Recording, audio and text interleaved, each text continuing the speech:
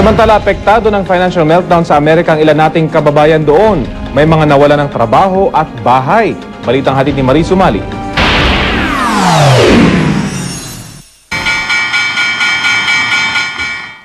Sa patuloy na pagkalusaw ng trilyon-trilyong dolyar sa stock market dala ng naghihingalong global financial system, di ikinakaila ng ilan nating kababayan sa Estados Unidos na pati sila'y sapul din sa sikmura.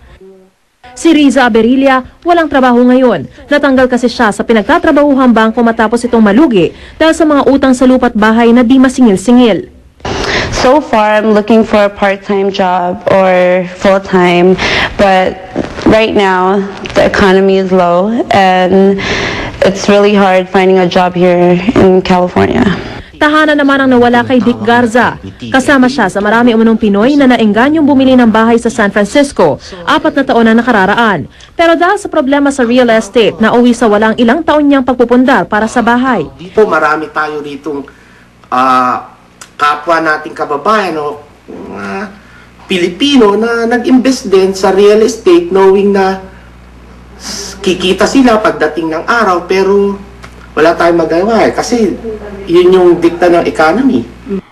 Sa kabila ng dagok na dala ng krisis pang ekonomiya, tuloy ang paglalatag ng gobyerno ng Amerika ng mga umano'y agresibong plano para isalba ang kanilang financial institutions. Inanunsyo na ng US Treasury na balak ng bilhin ng kanilang gobyerno ang ilang porsyento ng maraming bangko roon. Nagpulong na rin itong Sabado sa White House ang G7 o Group of 7 na kinabibilangan ng finance ministers ng Japan, Germany, Britain, France, Italy, Canada at Amerika. Napagkasunduan nila magtulong-tulong sa pagsalba di lang ng kani-kanilang mga nagbabagsakang ekonomiya, kundi pati na ng mga mas mahihirap na bansa. Tiniyak din ng G7 na walang mangyayaring protectionist trade barriers o pagharang sa kalakalan sa pagitan ng mga bansa, isang pagkakamalian nila sa Great Depression noong 1930s na ayaw na raw nilang maulit pa.